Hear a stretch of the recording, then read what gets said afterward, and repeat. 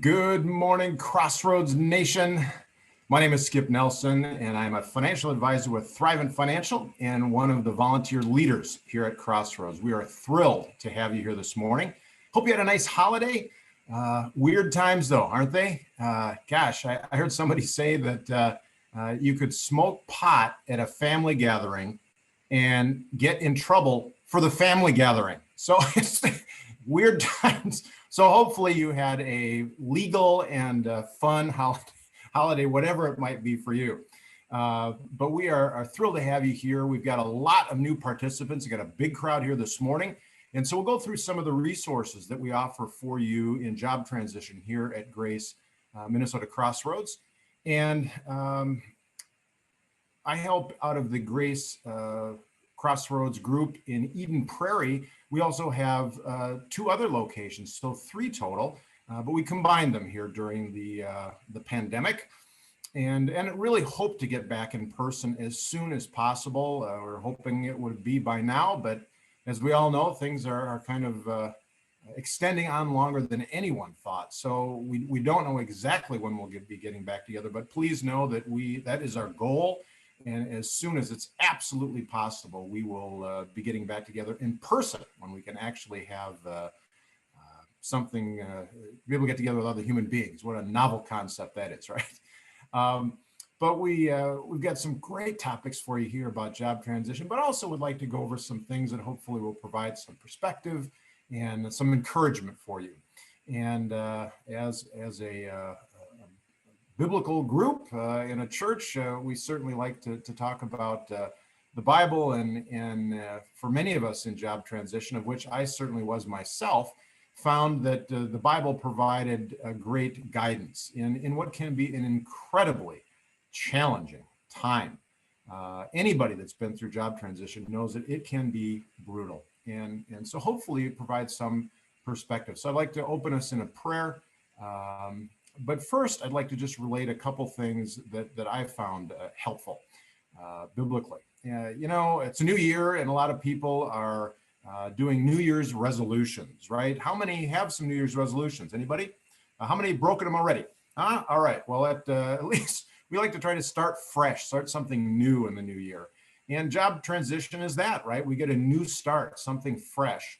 But what does the Bible say about New Year's resolutions? I think it was in Luke that it said, "Thee shall be careful if to go into their local health clubbeth and not eat bad foodeth." Now, the Bible doesn't have anything specifically about New Year's resolutions, but it does talk about new starts. And again, whether it's a new year or a job in transition, that's kind of what we're talking about. And it was in Jeremiah 29:11 that I thought really captured new starts, and more specifically, what God has in store for us when we're facing new starts. And it was incredibly encouraging to me. I hope it is to you. But Jeremiah 29:11 says this: "For I know the plans I have for you, declares the Lord, plans to prosper you and not harm you, plans to give you hope and a future." And so that's just not some empty resolution, New Year's resolution or anything. That is God. And he does have a plan for you. Now, I know in my own job transition, I found that God's plan didn't necessarily line up with mine as far as timing. I'm like, I'm ready to go here. What's the problem? Why haven't I gotten a job yet? And it took longer than I thought. But then I landed in a position that was beyond anything I could have imagined. And so the journey was tough. But God does have a plan, and he does have one for you. And so lean into that. You're not in this alone. And God is with you and will help you to find something better in your new start than you could have imagined. Please join me in prayer.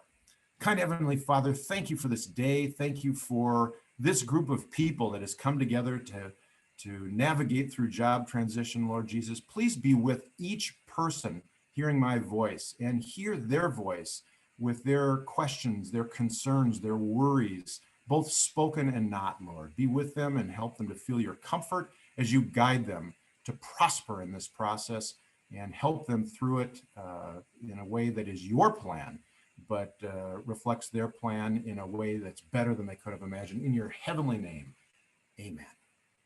So let me share my screen with you all, and we will go through some of the many resources that Crossroads has got in store.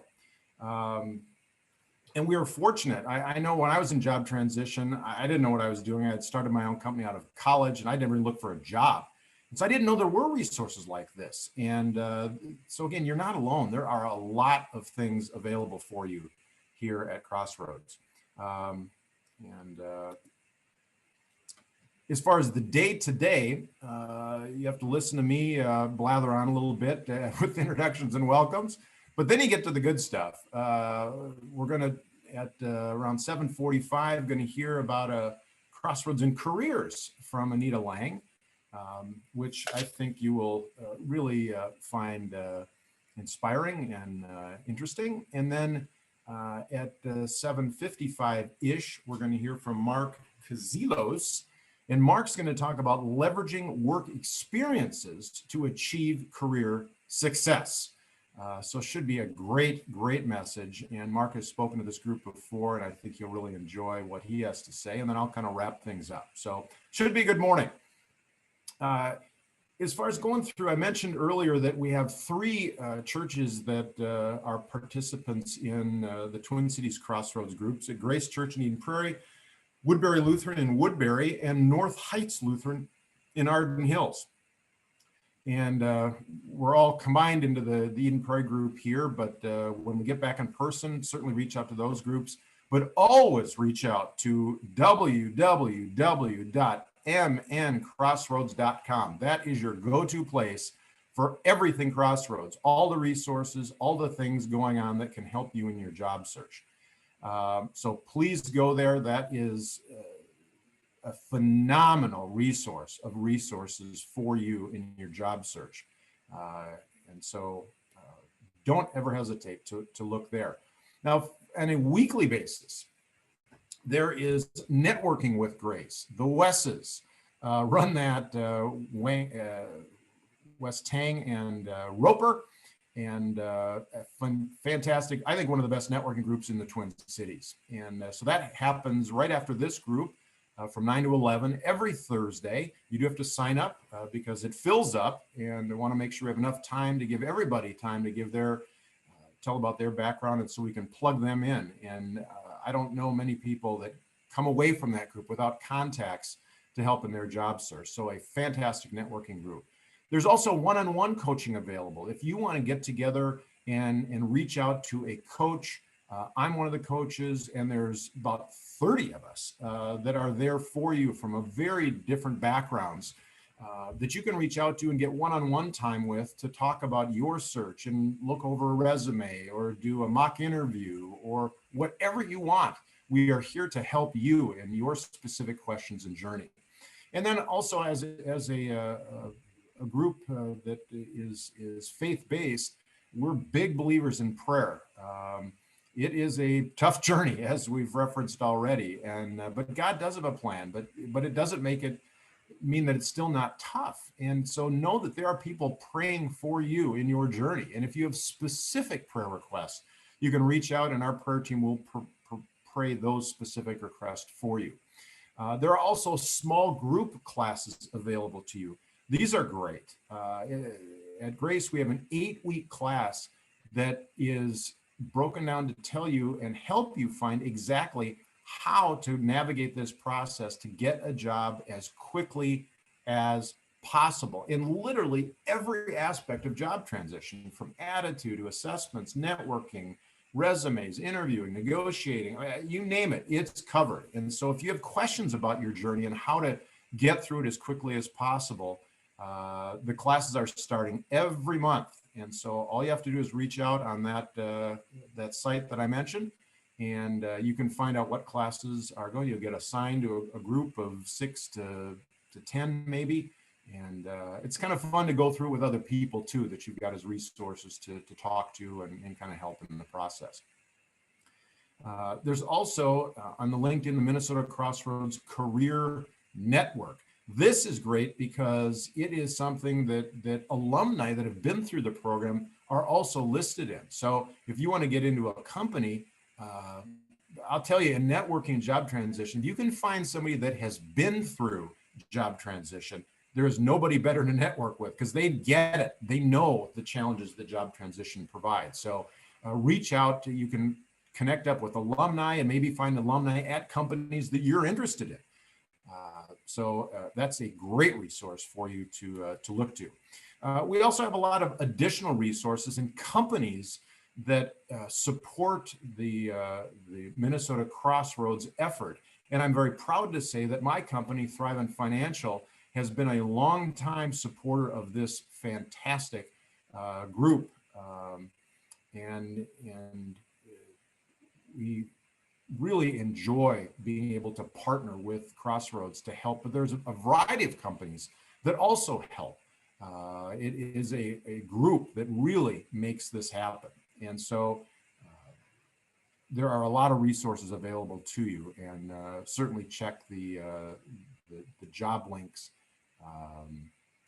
section on our home page. As I mentioned, there's a lot of people that come together to help out with the Grace Crossroads. Harry Urschel has put together an amazing team, present company excluded. There's really good people here. Don't judge just by me. But seriously, there is great people, many of which have been through job transition and have got very varied, a variety of different backgrounds and things that are there to help you. That's what we are here for. So please reach out to these people, and they can certainly provide resources for you in your journey. On Sunday morning, if you don't have a church home, there are the three that we work with that you can certainly go, that are streaming services. And well, I'll tell you, I found it very helpful to have a faith-based element of my search, because there's some things in our search we can't control. And when we can hopefully kind of let go of those, I found that really helpful. So if that would be helpful to you, look at any of these websites, to any of the three churches that we're affiliated with, and they can help you in that regard. So let me stop sharing, and we will get back to the real meat and potatoes of what we're all here to do this morning. Let's see, there we go. All right. So let's dive in here. And I would like to introduce to you Anita Lang. Anita is going to be talking about some elements that we're just calling kind of crossroads in careers. And so hopefully you'll find Anita's story to be helpful in your journey. And we're thrilled to have Anita here. Anita, welcome to Minnesota Crossroads. You are muted. You want to make sure you unmute yourself. Anita, you want to unmute yourself? Yes. There you go. Thank you for that awesome introduction, Skip. I will be bringing in just a little bit of my appreciations for everyone to get up earlier and make sure that we're starting the new year off in a very good way with the network group. You've got tremendous leaders that I've been exposed to it. I'll mention a little bit later that I was able to tap into Grace and the network opportunity there with a wonderful leader by the name of Natalie Ackerman, and really appreciated the small group and getting to know members there. I felt it was one of the biggest supports of my life, and that's one of the reasons I reached out to Harry Urschel, who is heading this up, and I said I'd like to be able to give back, and how can I do that? So anyway, here I am, and I'm going to open up and share my screen so I can just talk through it. I know I have 10 minutes, so I want to be very respectful of your time and our next speaker as well.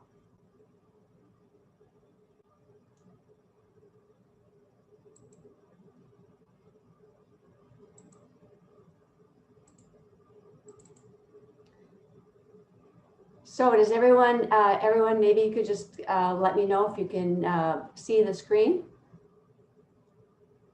Everyone's good? Okay, so I think the biggest thing is coming into the, I want to make sure I want to get my screen started here. Okay, so my background basically is what I wanted to give you a little bit of introduction as to what I've been doing. And I basically went back 10 years because we don't have as much time to go through the whole history to keep it more current. So my transition occurred in 2011. And during that transition time, I also opened and started my own company. And at that point, it was I believe something that some of you may even have done yourself or have considered doing. And that was a wonderful opportunity to get something moving for me. And then more recently, in the last 5 years, I actually was a healthcare administrator for a specialty practice. And I've taken that from administrator, I went to a part-time base situation to be a contract administrator for the same group. And then in July, which was the end of basically the practice decided to close its practice due to COVID. And and then I stayed on pro bono to help them get through the information and process for the forgiveness application. So that's that part in my background. And overview, combined 35 years teaching, healthcare management, consultant, and an author. And mentioned that I came to other certifications that you might see here. I'm a fellow in the American College of Medical Practice Executives. There's a local group here in town, which is the Medical Group Management Association. I'm a member of that, and then the national group in Inglewood, Colorado.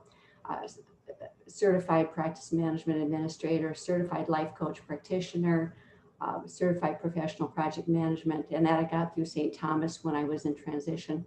Master's in Health and Human Service Administration, I've taught a couple of years over at St. Mary's, and a Bachelor of Science degree. And so Harry wanted me to talk about the impact of my job loss, and I think that's so important that you know how many emotions can be there for each of us. Your emotions may be very different. You may have one or two that look like you're pretty comfortable with some of those things. And when my transition occurred, basically I was responsible for about 50 staff. I had multiple clinics, and I didn't have any negative performance reviews. And so when I was told my job was over, I was in a state of more shock. I felt shamed because I felt, what did I do wrong? Blaming myself, incompetent, stigmatized. I was actually grieving because I was so attached to the organization and so many things that I felt we had accomplished together. A bit broken, stressed in all areas, financially, emotionally, physically, and then I mentioned earlier, blamed. And so to get there from where I was to now, which was basically looking at where am I now and how did I get here? And it's taken a while. So you can see the opposite terms there that hopefully will resonate with very positive sense of, yes, you can get through this. I think the other thing is when you feel like you're a victim, and some of you may feel that way, is the opposite of a victim is a gainer. and an opportunity, and how do you take that experience and gain from it. So job tips here is get your profile out. You talk about your resume, and behind that resume, put a profile of who you are. Go back to your accomplishments, and a reminder is go back as far as you can, because the most recent job will be in your most recent memory, and you want to bring your whole composite of who you are to the table. And not only what you accomplished, but what was the impact on the organization? How were you useful? Move from thinking about what you want to do to taking action. Create new movement in new ways. I did things like joining volunteer organizations that I knew nothing about. I started attending operas in a backyard. I went to a success seminar that the person I worked with at Carver County wanted me to check out. Went there and met a publisher and decided to publish a book. Really got to get unstuck. Update your digital technology, computer or retraining and certifications, things that you have wanted to do but you haven't had to do, especially if you've been in heavier positions where you were basically eating and sleeping your job most of the time. Now you have a time to refresh. Research the companies. I can't tell you how many times I've interviewed people and they didn't know about the organization. And not only that, the next one is really look at the job description. And oftentimes the job description is just a listing, is to be able to speak and ask to and be curious about further understanding the role. And is there a match to your skill set? Why do you believe that you're a match? Look at the organization, its mission, its values, its principles, its objectives. Show the person that you are engaged in why you believe you have the skill set that they're looking for. Second and third interviews are a good thing. You learn the leadership with that organization. You learn their styles, their personalities. You see the work environment. You imagine yourself in that setting. More jobs are going to be virtual. Despite that, there is a core to most organizations where they have a flagship location.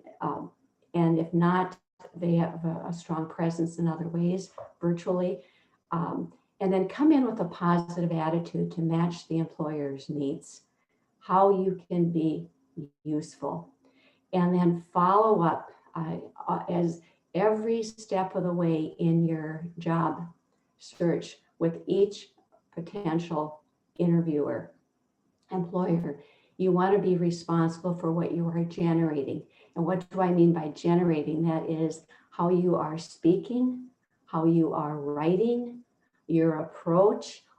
Every single step is an opportunity for you to shine. What my faith in Jesus Christ meant to me during that time gave me courage to reach out to a reemployment office, colleagues, professional organizations, Grace Church, certainly a place where I felt my experience was safe and it was very inviting. My Carver County reemployment, get to know who your rep is. My rep was a wonderful person by the name of Jan Palumbo. Minnesota Crossroads was recommended as a resource. I pick up when people say I suggest listening to people because they're trying to help you. And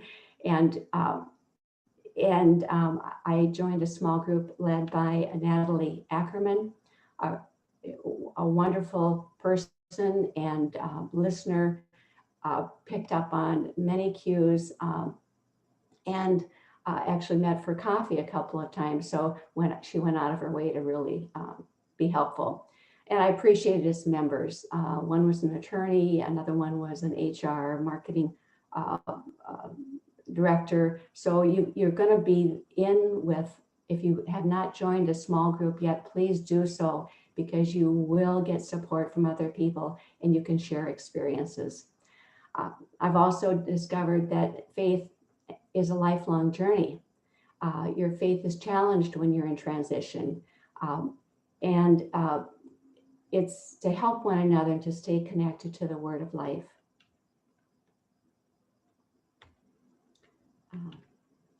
How God demonstrated himself to me in my transition. It basically took me to higher ground. The spiritual strength is very important, has been important in my life. I know, Skip, you mentioned the scriptural reference with Matthew 11:28-30. Take my yoke upon you, for I am meek and humble of heart, and I will find rest for your souls. Take my yoke upon you, for my yoke is easy and my burden is light. And I think it was Jeremiah, Skip, apologize. Jeremiah, you know the plans I have for you, plans to prosper you and not harm you, plans to give you hope and a future. For when you seek me, and when you seek me with all your heart, I will be found by you. So pray over it, fill the loss with goodness, and move on.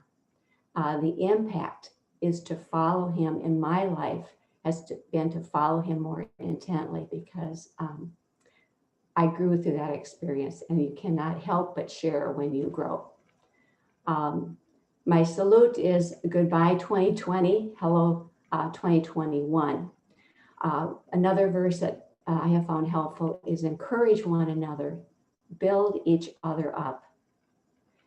It does, and this is a wonderful author. Some of you, I encourage you to read it. It's one of the most recommended books. J. Oswald Saunders, Spiritual Leadership. It does not matter what happens to us, but our reaction to what happens to us, that is of vital importance. And then Viktor Frankl, many of you may have read Man's Search for Meaning. He shares his life and his experience. He was a psychiatrist, and he shares his life experience being in 4 different concentration camps and how he survived that experience. And one of his is the meaning of life is to help others find meaning in theirs. So with that, I would like to know if anyone has any questions.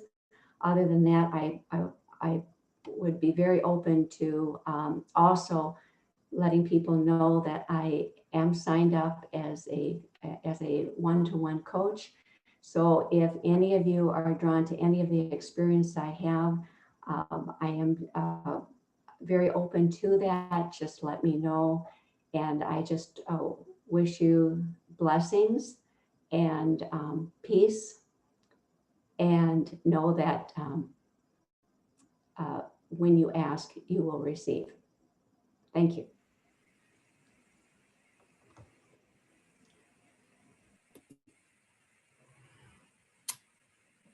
Thank you, Anita, for your message and taking us through your journey. Certainly always nice to hear how well it has turned out for you and following God's plan. Next in line, we have Mark Kizilos, and Mark is going to be speaking on the topic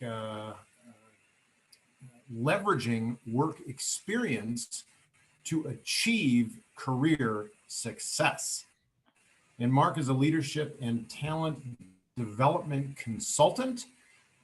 It's a mouthful, but that means he does lots of really cool stuff. And we are thrilled to have Mark with us this morning. Mark, welcome to Minnesota Crossroads. Thank you. Thank you. Glad to be here. I hope my audio and video are on. I think they are. I'm going to share my screen and walk you through what I hope will be a kind of different perspective that I'd like you to be open to seeing it, depending on where you're at. I think the presentation I'm going to make here can provide you some value, whether you're looking actively right now for a new job because you don't have one, or you're here because you're you're dissatisfied with where you're at and you're looking for something new and different. Either way, this is going to give you a perspective on experience that's a little different. And so I think it's probably a good place to start is to just share a little bit about, let's see if I can, there we go, about my own background and the experiences I've had, because I bring kind of a sort of unique perspective to leadership and talent development. All of the work that I've done throughout my career has really been focused on helping people to be more successful in their careers. I've done that from a lot of different angles. Most recently, I've done it in my leadership and talent development consulting business, where I have a couple of websites and that are leveraging the perspective that I'm going to be sharing with you this morning. But throughout my career, I've been a vice president of talent management, most recently at US Bank. I have run the executive education unit at the University of Minnesota's Carlson School. I ran the talent management function for Thomson Reuters for a number of years. I've been a consultant to a number of different companies, ranging from banking to airlines to Hershey's chocolate, Royal Bank Financial Group. But I started my career as a professor. So it comes natural to me to go on and on. I like to say that once you're a professor, now I'm a recovering professor. So I'm hoping that as I do this presentation, I'll be able to provide some opportunities for you to chime in and to get involved and engaged. This format is not quite as interactive as I'd like it to be, but I'm going to try and do the best I can to keep this interesting and engaging for you and give you a chance to try out some of the ideas that I'm going to be sharing with you.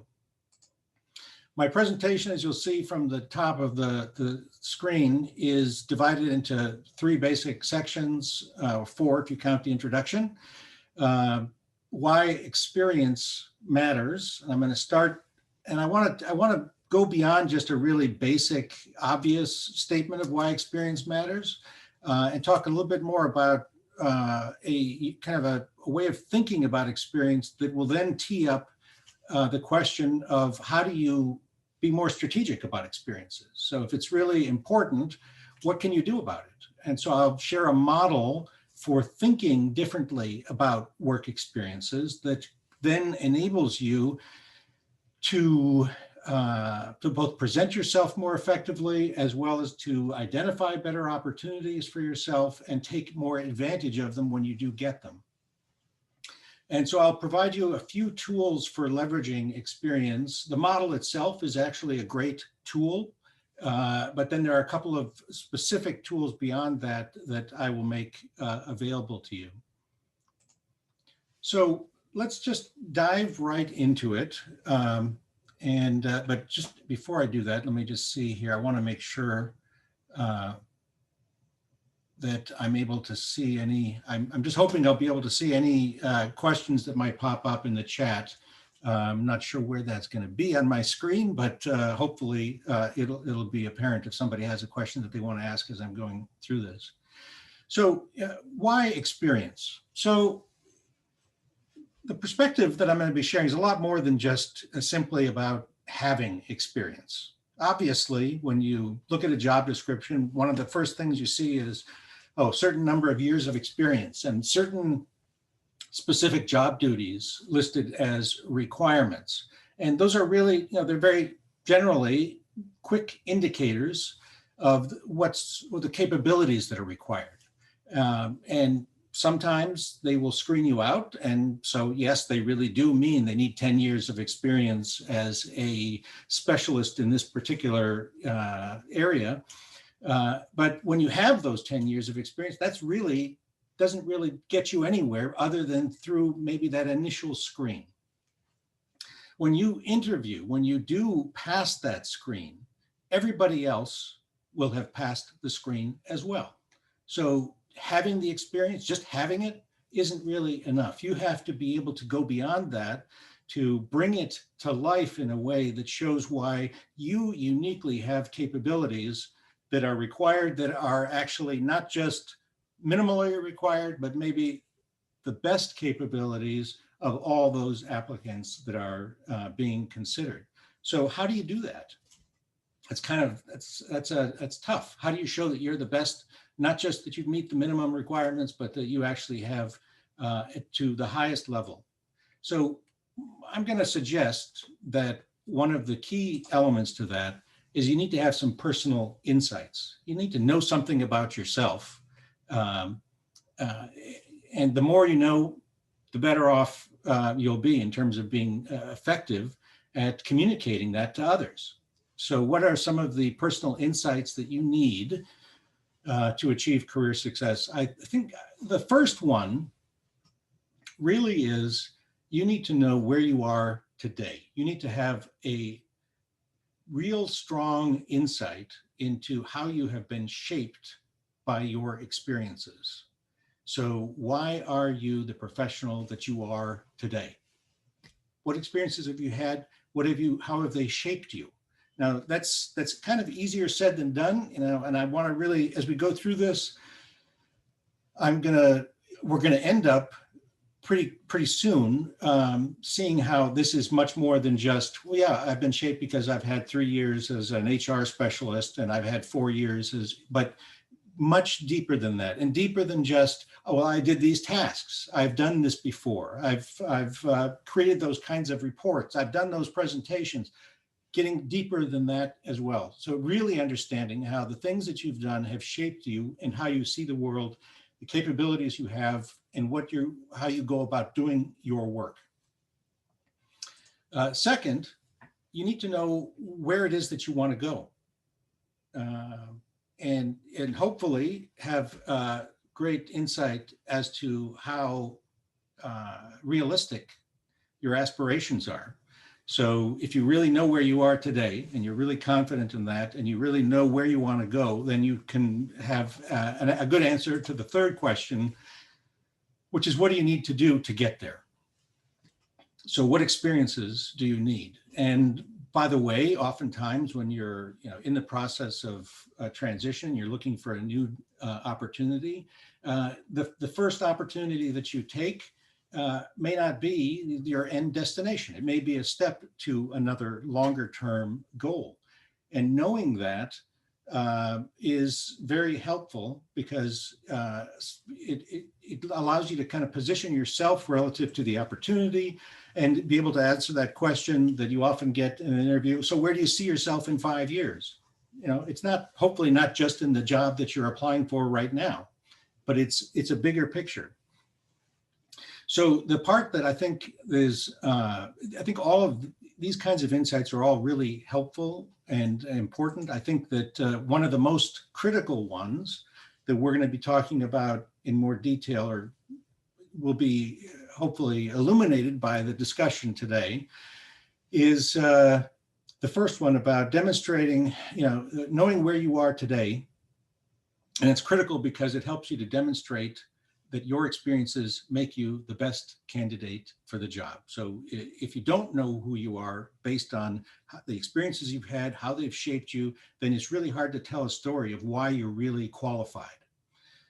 So we're going to get into that in a little bit here, but I want to talk a little bit further about, okay, so why am I talking purely about experiences? Why am I not talking about the formal education requirements? Why am I not talking about, who I know, all these other things? Yes, they're important, but I'm talking about experience because work experience is the most powerful source of development for professionals and leaders. It is, more than any other source, the way that you become the professional that you are.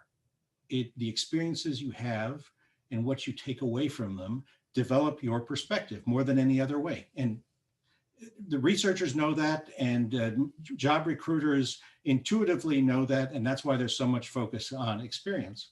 So, and I also bring to this, as Skip mentioned in my introduction, I'm a leadership and talent development consultant.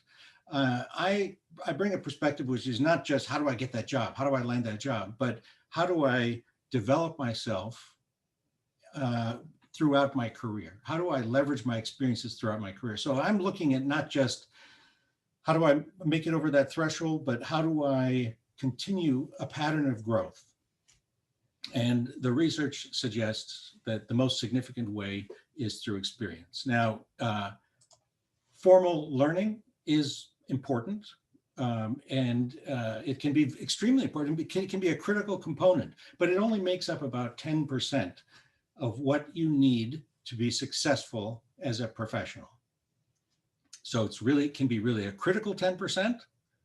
It may be something that's absolutely essential, but in the bigger picture of things, when you talk to leaders, you talk to successful professionals, what were the things that made them who they are today as a successful professional? About 10% of what they talk about has to do with formal learning that they've had.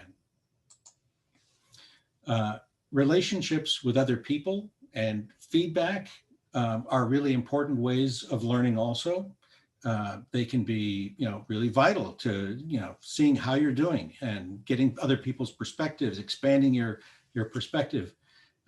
And they can be really critical in the job search process in terms of all the networking, right? So this is not to say that 20% of the way that you're going to get a job is by relationships. No, actually, that'll be bigger. But in terms of how you develop as a professional, how you are shaped, about 20% really comes from other people.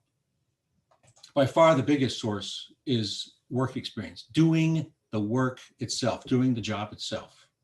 Now, the other thing you have to say immediately, once I make this kind of statement about work experience, it's not enough to just have great experiences.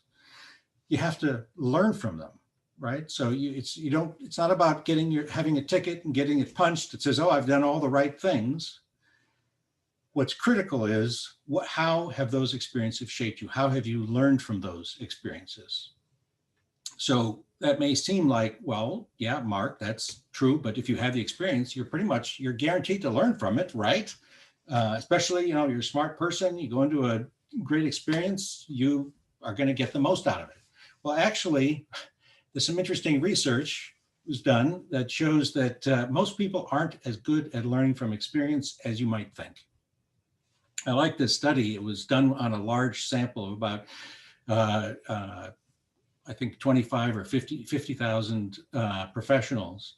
And they looked at how they went about learning from their work experiences. And they determined that about 80% were not effective at learning from experience. And when they asked directly the question, what have you gotten? Have you gotten any meaningful lessons from your experience in the last year?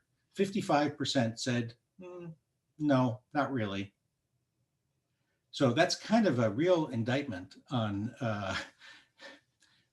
the state of people's development. You have experience and you're not really learning from it. Now, is it something that's unique to this particular sample of people, or what's going on? Why would that be the case? Why would it be hard? Well, I like to say that you won't learn from experience if you don't experience the learning. Let that sit for a second, because it's kind of a little bit of a mental twister when you use the words in that way. But you won't learn from experience if you don't experience the learning. People have a lot of experiences. Do they take the time to stop and reflect and see what's going on? Why is this happening? Why did I achieve something? Why did I fail at something? What can I learn from that? If you're not experiencing that thought process, if you're not kind of actively, consciously reflecting and digging into it, you're missing the learning opportunity. Now, I apologize for putting my own name here as the quote here. It's maybe a little bit full of myself, you might say, but I think this is a nice little statement that gets at a really critical dynamic. I don't usually quote myself. So anyway, so why is this? Why is it that learning is missed?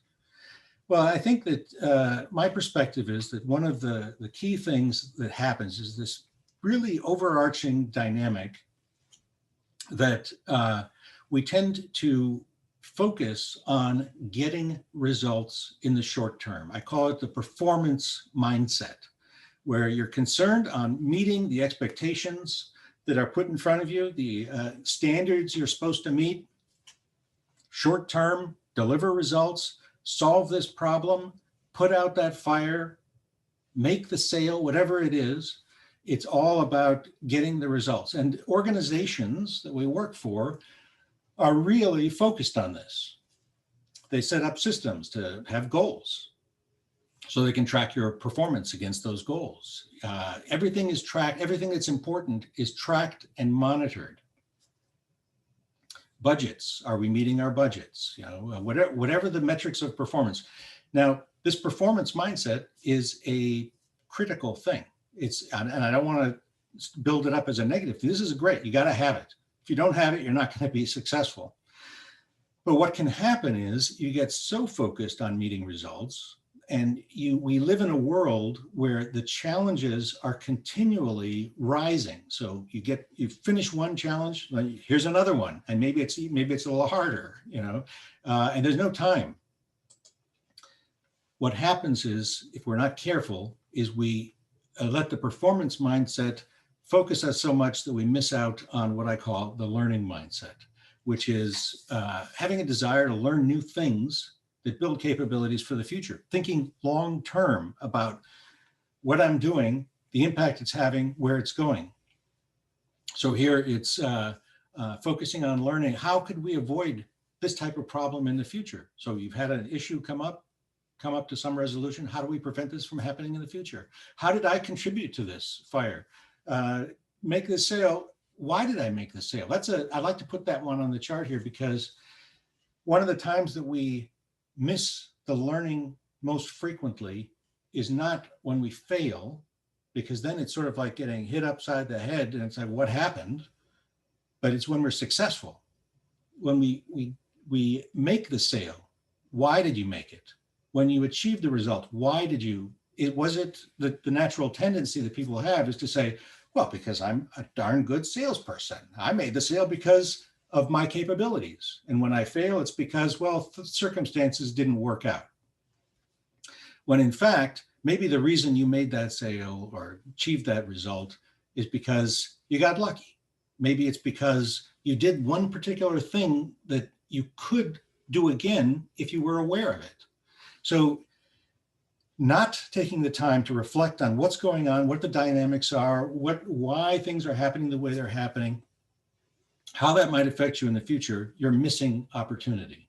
And this focus on performance mindset versus learning mindset is extremely pervasive. I think most of us walk around with a really strong performance orientation, and the learning orientation. If you ask, most organizations, show me the systems and practices and policies that you have in place that really build the learning mindset, that reinforce it, that hold people accountable for it. You'd find that there's not a lot there. Where on the performance side, they could go on with sheets and sheets, papers, there'd be reports all over the place to explain how they go about encouraging it. So it's very pervasive, and it's not that it's a bad thing, it's about finding balance. So I want to just kind of make this a little bit more personal for a second, give you an example. Let's take a second here to think about how you would make a decision if you're given an opportunity to make a decision between taking option A, two assignments, option A or option B. Option A is an assignment where you can be successful, and it's likely your work will get noticed by senior leadership. And an assignment, option B, where you have a 50% chance of failure, but you might learn something that's really important that'll help you for the future. Which would you choose? Now, just take a second to, in the chat window, type A or B. You can make a comment if you want. And I'm going to now see if I can find the chat window. So just take a moment and make a note. Okay, I'm seeing it here. Some B's. B, to learn, seems more likely. A seems more likely, given the chances. Depends on the time. Yes, depends on where you are in your career, the position you're in, absolutely. Depends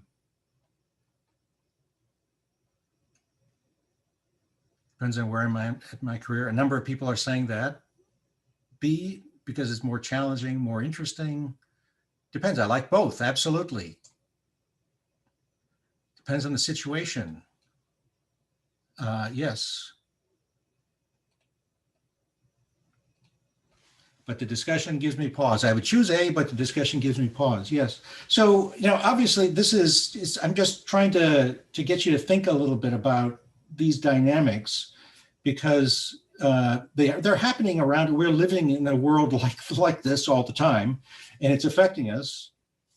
We're making trade-offs. This particular trade-off, option A and option B, is kind of a very stark, it's artificial, but we make these decisions on an ongoing basis. And if we're not making them consciously, we're just we're letting the circumstances direct us. We're not taking control. Now, it's usually not so dramatic.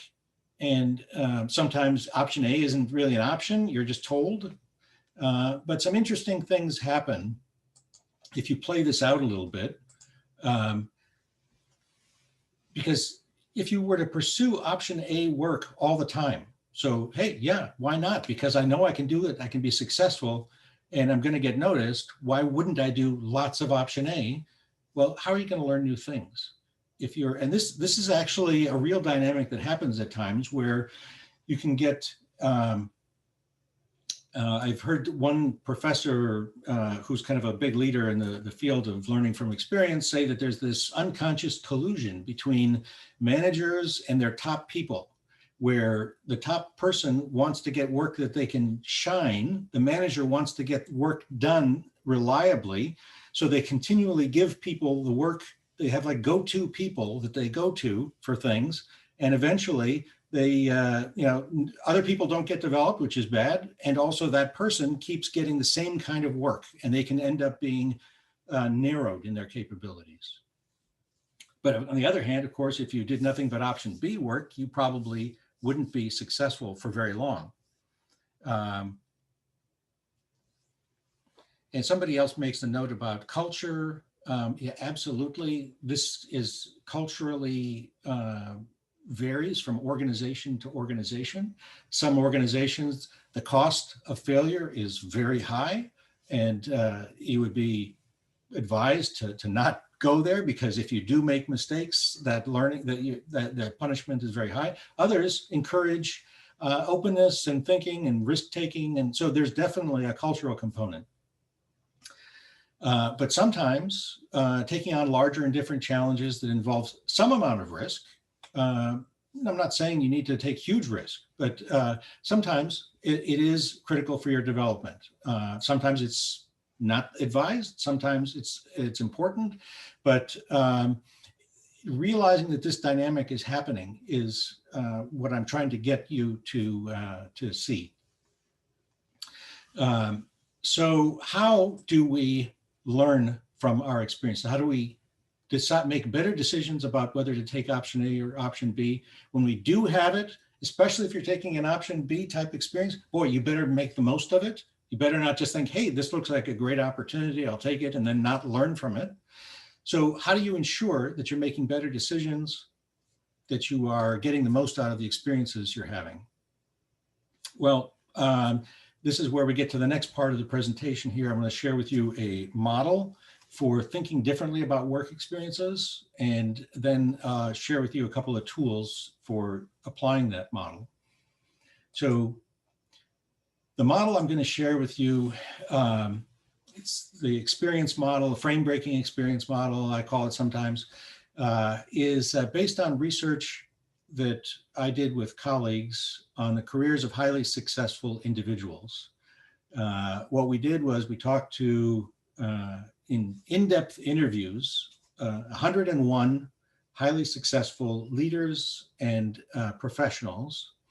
And we interviewed them for 3 hours each, and tape recorded and then transcribed and looked through their career histories, looking for patterns. and then we also talked with another about 250 people in groups, small groups, kind of to flesh out what we were finding. And obviously, when you talk to 101 people, and these are coming from all the various industry backgrounds that I mentioned in my own career and more, people did a lot of different things in their careers to develop themselves. So this was not about finding particular activities that were really critical in people's career success, but it was about looking for deeper patterns. And because if you think about, some people who had, if you asked them what their most important experiences were, some of them were about working in a banking situation, others were IT situations. The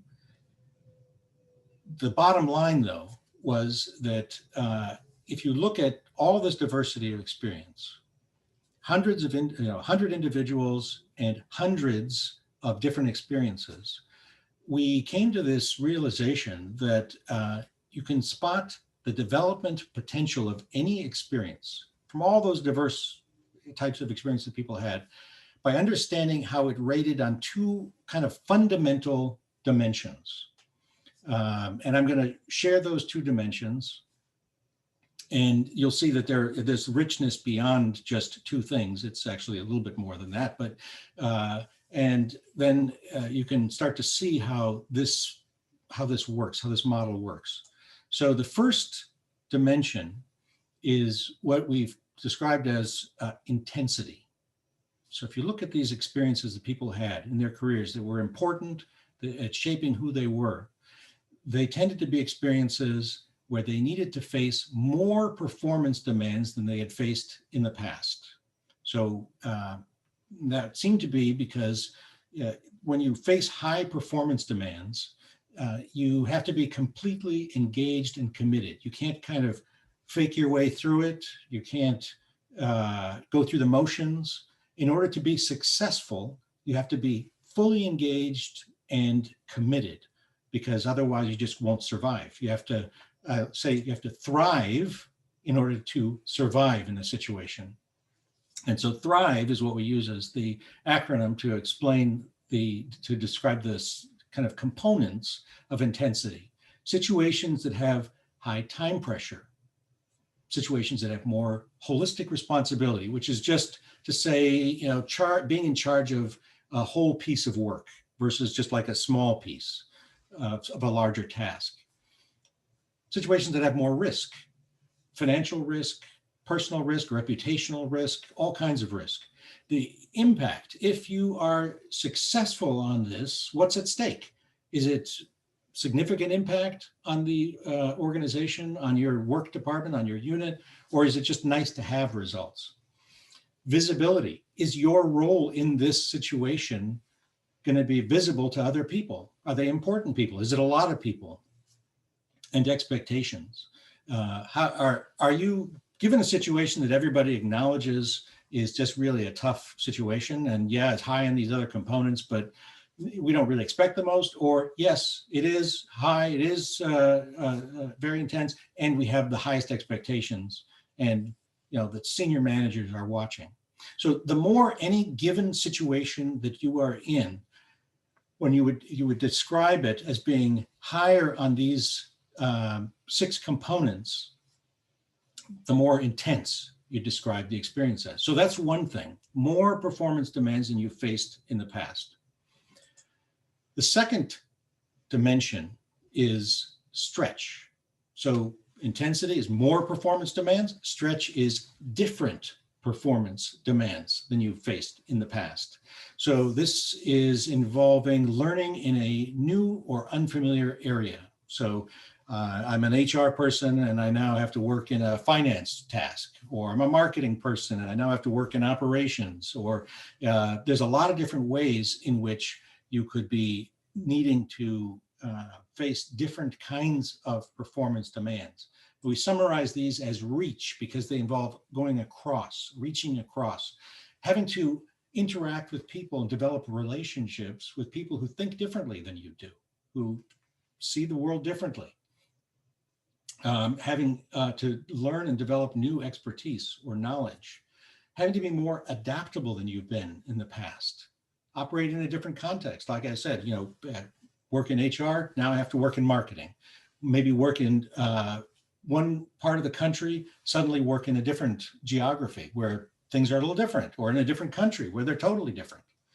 And then just how-to skills, having to learn how to do things you haven't done before. So in any experience you've had, or you're having, or you're thinking about having, you can look at it and say, all right, how does this stack up on these components of stretch? And if it's, a lot of people that I don't really know how they think, I got a lot of new expertise, I have to be more adaptable, you'd say this involves a higher level of stretch. So what's interesting then is you've got more performance demands, different performance demands, and you put them together because they're very different things. You can put them together into a grid, and this creates what I call the experience model.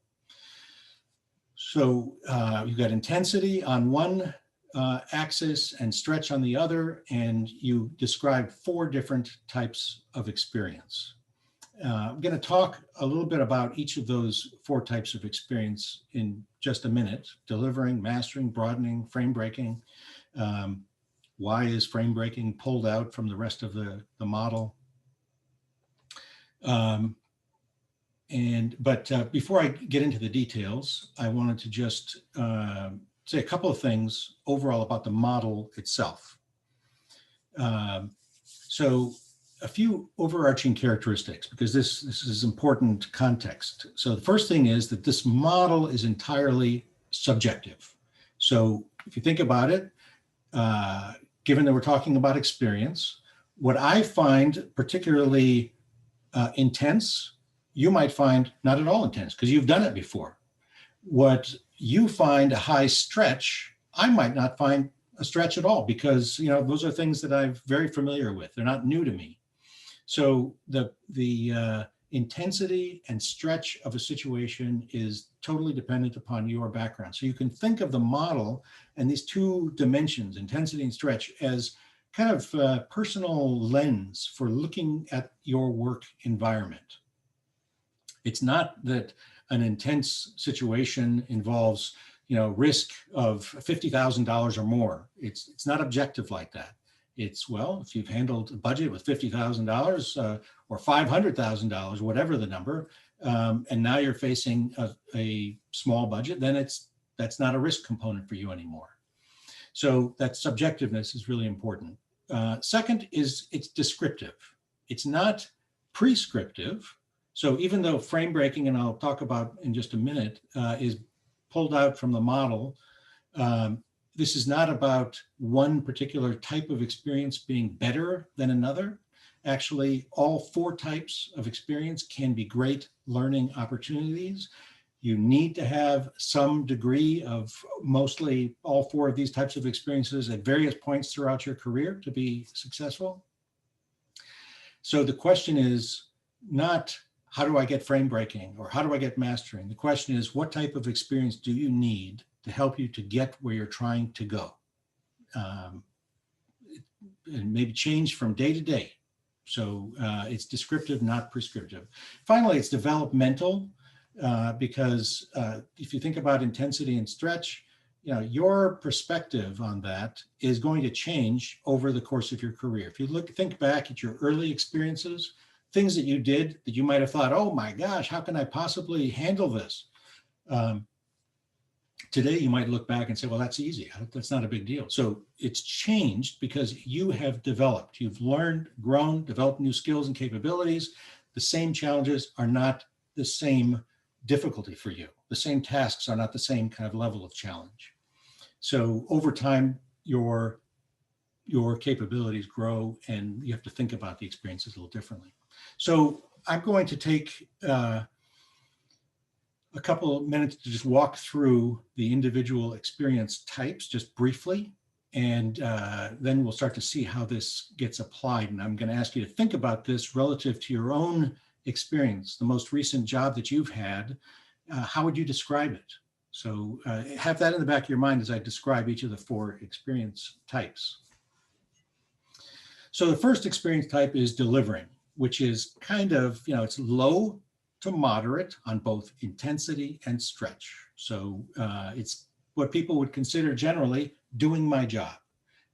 And when people are in a job seeking mode or a transition mode, often they assume that I should be looking for a job that's in that delivering zone. And there's some truth to that, but I'll say more about that in a minute. In a delivering experience, you can apply well-developed skills. So you kind of have the skill set already, and it's not about developing those skills, it's about using them. It's about leveraging your strengths and kind of building confidence in your abilities by doing stuff that you can do, that you know you can do. It feels good to do that. And so delivering experiences play a valuable role. Sometimes, when you start off a new job, you want to get to that delivering level, and then you can stay in there for a little while to kind of get seasoning and kind of a perspective on the job. And you can do a lot of learning, even though you're in that delivering zone. So as we'll see later, the question is how long? That becomes a key question. Second experience type is mastering. These are experiences where you're advancing in your area of specialization or your specialty. You're developing more advanced skills. You're building on strengths. Achieving higher levels of excellence is kind of your focus, not just being confident in what your capabilities, but how do I demonstrate higher levels of competence? And oftentimes these are moves, these kinds of experiences are given by organizations to explicitly kind of prepare a person down a path of advancement within their specialty. I go from being a specialist to a manager to a director. Within a function, you're going to need to have more and more mastering experiences to do that usually. Broadening. Now, broadening experiences, these are moderate to high on stretch, but only low to moderate on intensity. So these are situations where you're not in the hot seat for something, but you're doing a lot of different things. So you don't have the intensity of the pressure of your kind of job expectations, performance expectations, but you are getting a chance to see a lot of different things. So you're developing perspective, you're using new and different skills, learning outside your own area. And oftentimes these would be the typical thing within a company. If you're working at a job and you get an opportunity to work on a cross-functional task force where they're bringing people from across the company on some challenge that's out of your area, that's like a great broadening type of experience. You can learn a lot from it.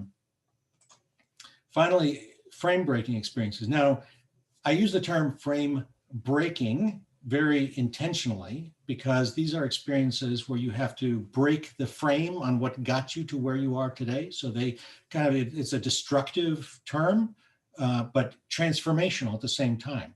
So it's because you're facing a situation where it's more intense than anything you've faced before. So it's got higher performance demands than you've faced in the past, and you don't know how to do it. It's a kind of different performance demands as well. You haven't done these kinds of things, and they're more challenging than anything you've done. So these are experiences that can be really transformational, but they're high risks. You have to change your past ways of thinking because, what got you to where you are today may not get you successful in this new opportunity. Challenge assumptions, you kind of develop a lot of things as long as you make it through successfully. So it's a transformational experience, and that's why I pull it out from the rest of the model because it's not like just a little more intensity or a little more stretch. It's kind of like high on both. It's like, high levels of both. And I always when I show this chart and when I talk about the model, I have to tell people that I'm not suggesting that that's what you need to get, because there's high risk, high reward can come from it, but there's high risk. And when I talk about risk, I'm talking about career burnout, I'm talking about failure, I'm talking about, getting totally derailed, marital problems, lots of things can go wrong when you have failed frame-breaking experiences, if they are large especially. So that's kind of the quick whirlwind tour of the model itself. and the types of experience. And I want to just give a couple of thoughts about how you can use it. And then I'm going to ask you to think about how you would describe your own recent experiences. So first of all, you can think of this as a high-level compass that shows you the direction generally that an experience might provide you. And when I say experience here, I'm not, you can use it to describe like a whole job, say, oh, this job is going to be mastering. But in reality, it's better probably to think about it as, you know, this assignment on this job is going to be mastering, and this assignment on the job is going to be broadening, and this one's going to be delivering. So it's very useful for thinking about specific experiences.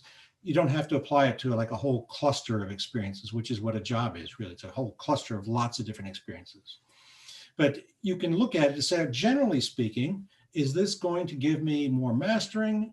Is it going to be more broadening? Is it going to be more delivering? Is it going to be frame breaking? And what do I need? What do I want? So at that high level, this way of thinking, breaking down the job intensity and stretch, realizing the type of experience, can help you to make better decisions about just guiding the general direction of your career.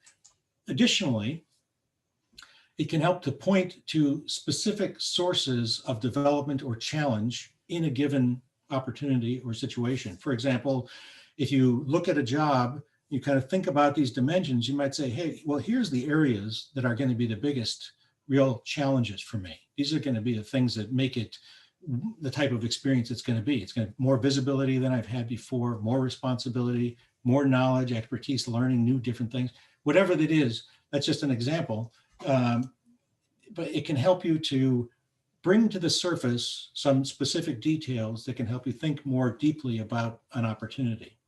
Okay, so I did this quickly. I know this is all new information and pretty different probably, but I want to take a second now for you to think about how you would describe your recent job. The task here that I'm asking is, if you just type into the chat, recent job was, and then you could use delivering, mastering, broadening, or frame breaking, and then most satisfied. When do you feel most satisfied with the type of work you're doing? Is it, so most satisfied when delivering? Recent job was frame breaking, you know, so just get a sense of, is there a match between those things and what kinds of experiences are you having? So I'm going to take a second. I'm going to monitor the chat here.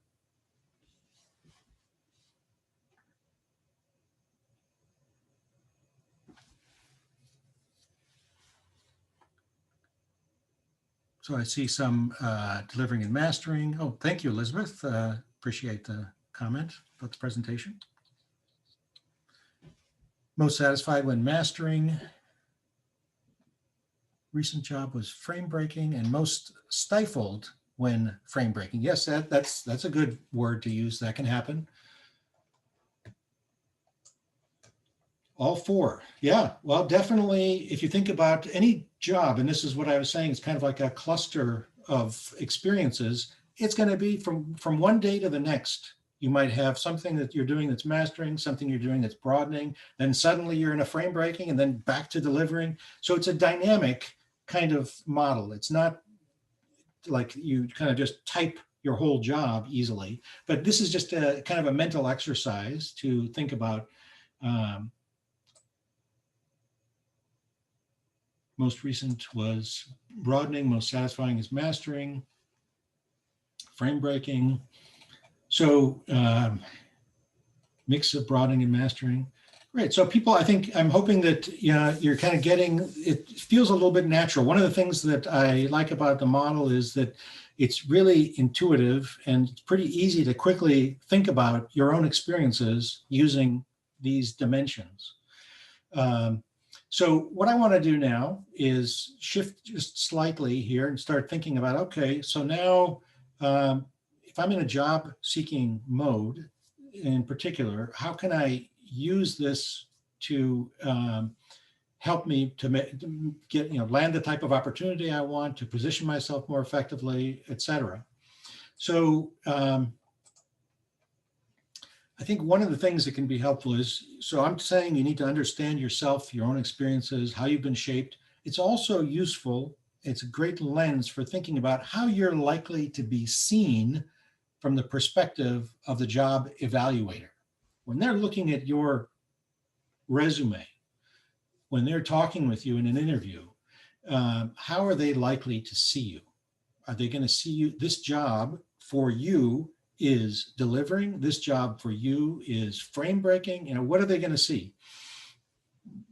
And my general perspective is that there's sort of this zone of best fit for job opportunities and your capabilities.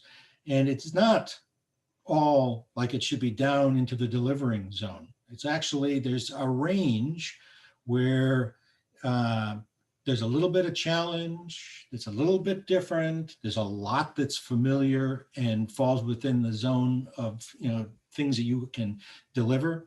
So, but you want to see, is the opportunity going to be in that zone? How can I position myself with integrity as showing that it's likely to be in that zone, you know, in terms of the way I talk about things? Because if you just think for a second about when you look at a job description, you say, I've done that before. I've done that a dozen times before. Well, okay, you're overqualified, right? So it's not like it's a great thing that you've done it exactly before.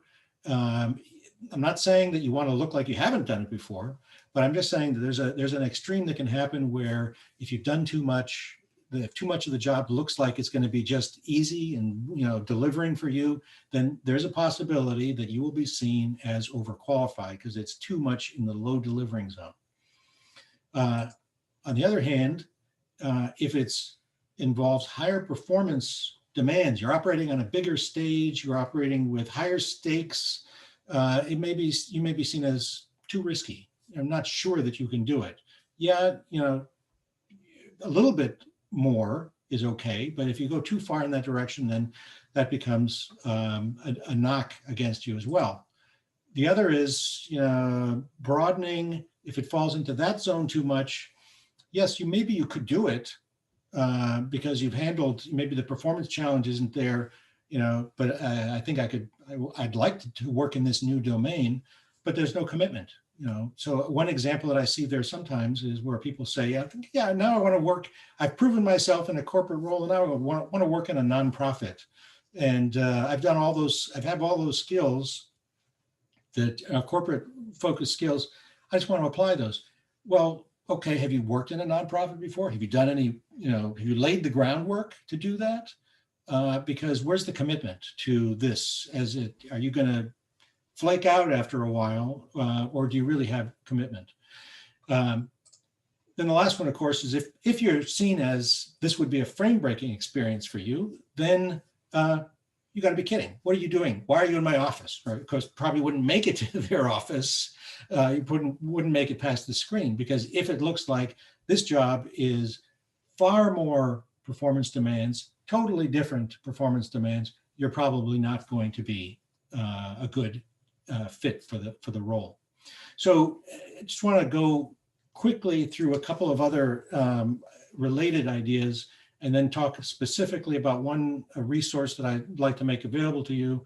But this next piece about experience traps is kind of a way of thinking about your career, your experiences, that can help you to avoid a misstep when considering a new role, as well as raise awareness of how your past experiences may be viewed by others. So I'm going to go through this quickly because time is running short, but I'll try and explain these as I go here. So first so there's there are these traps you can fall into, right? Experience traps. You want to avoid those.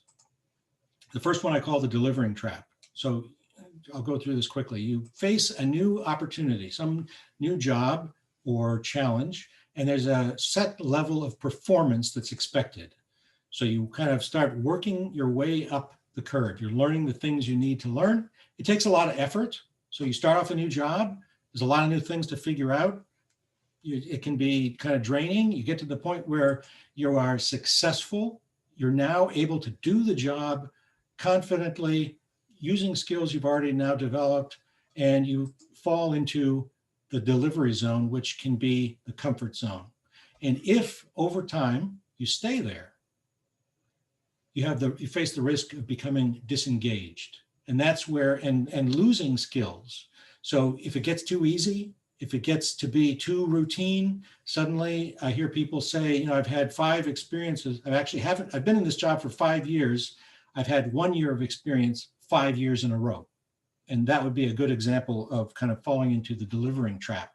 Look at your resume. Are there situations, are you long-term in a job going to be seen as potentially somebody who's like, maybe they're disengaged, they haven't been learning, they haven't been pushing themselves, maybe they're in the delivering trap. Another trap that you can fall into is the mastering trap. Just one quick other side note is you also want to avoid stepping into a situation that's going to be a delivering trap for you. If you, from day one, you're able to be completely confident in delivering everything on the job, there are times when you have to do that because you need to eat, right? But if it's a choice between 2 opportunities, think about one where there's going to be more of a path for growth. So mastering trap is over time, you work your way up within an area of expertise. And over time, if you're not careful, you are actually narrowing your skills. You're closing opportunities as you're doing that. And you need to be aware that you're doing that. They're not, I say closed, just harder to get access to. I mean, it's once you're at like a senior level, now suddenly, if you want to go and work in another area, you don't have as much experience as a junior level person. It's just a harder move to orchestrate. So you've narrowed your skills, being an expert. And you may want to be an expert. That's fine. Then it's not really a trap that you want to avoid. It's just a dynamic you're going to get into. The broadening trap, really quickly. Here, if you look at your resume, you've got lots of short job experiences, a year here, 6 months there, 6 months there. You've been kind of bouncing along in different situations. You haven't advanced, you haven't moved up, you haven't proven your ability to make a larger contribution. So you may be seen as having like a shallow skill set. It's not tested. Finally, the frame breaking trap is where, you know, there's a big mountain to be climbed. You raise your hand, say, I can do it, I can challenge, and then you can't, and you fail, and you sink. So this is kind of like a sink or swim situation where you sink. And if you fall into this situation and you're seen as being coming out of a job where you were in a failed frame breaking experience, you want to make sure that you are not seen as, you know, burned out from it, or, you know, kind of depressed from it, or in other ways in a bad situation. So, okay, I want to just cover quickly these tools. Just got a couple minutes. So the first one is what I call telling your story. And this is free to people today on the call. I'm not sure if we can make this available through the Crossroads portal, or if you need to email me to get it. I'm happy to have it available on the portal. So I'll have to check with Harry on that. Sorry, I didn't do that in advance. It's basically a really simple tool for thinking about your experiences, your learnings, a job, and what you need to get from them. And it kind of works like this. You identify, if you kind of look at the job description, you identify experiences you've had that have prepared you based on the job description. Here are my key experiences. Second, then you list out the things that you developed from those experiences that you think are kind of like things that qualify you for the job. And you do that, by the way, using the frame breaking experience model. Then you identify the gaps in your experience and the capabilities relative to the job. So things that are going to be seen as missing, and you should be prepared to explain those. And then kind of summarize the essence of your story using a career theme, so that, you know, you kind of know how the pieces fit together, why the story makes sense. So it's a simple form, very easy to use. Another tool that I'm going to make available, it's kind of a roundabout thing, and I'm doing this just because we haven't yet created a job transition version of our development plan tool. So I'm going to give you access to it through a free trial that we have. And I'm not trying to sell you paid access. You sign up for the free trial. You just have to give me your email address and your first name, and I'm not going to send you anything. It's just the system requires that to set you up as a user. And what it does is it, in an automated way, helps you to think about job experiences. And I don't have time to explain it much more than that. But if you go to framebreaking.com, on the landing page, you're going to see something that says create a better development plan, try now. And if you do that, you'll get free access. And the secret is that it says it's a 30-day free trial, but we don't expire the trial. So you can just get it and you can use it as long as we have the tool available. And it's a really interesting, I think if you actually do this, you'll find it kind of thought-provoking. I've got a book. It's on Amazon if you're interested. And then there's another tool which is called the Learning Resume. If you're a manager or above and you have more than 10 years of work experience, this might be a tool you're interested in. You would need to contact me about it. Depending on the situation, it may or may not involve a fee. Normally, obviously, we charge for it, but I might be able to work something out. So that's, I hope you found this a little different kind of presentation, a little different perspective. And I want to push this back over to Harry. I'm going to stop sharing.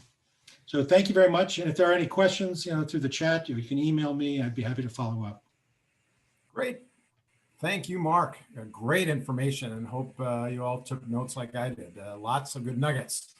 And Mark, if you would actually forward that information to Harry, he will post it on the site. And then this webinar will be posted on the site. So if you want to watch it again, you can just go to the bottom of the seminars page on Minnesota Crossroads and on the website, and you can find the seminar and all the other previous workshops and seminars that we've done are also there. So you might find some there that that you might find interesting too, and you can watch them again and again and again as long as you want. A little popcorn and stuff. What a great Friday night, right?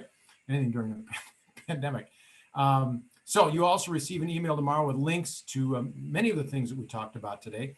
And just make sure you check out the website as we talked about before, because there are great resources for you in job transition. Remember the 8-week course, Zoom classes and such to help you on every step of the job transition process. 2, the networking with Grace every Thursday morning starting right now.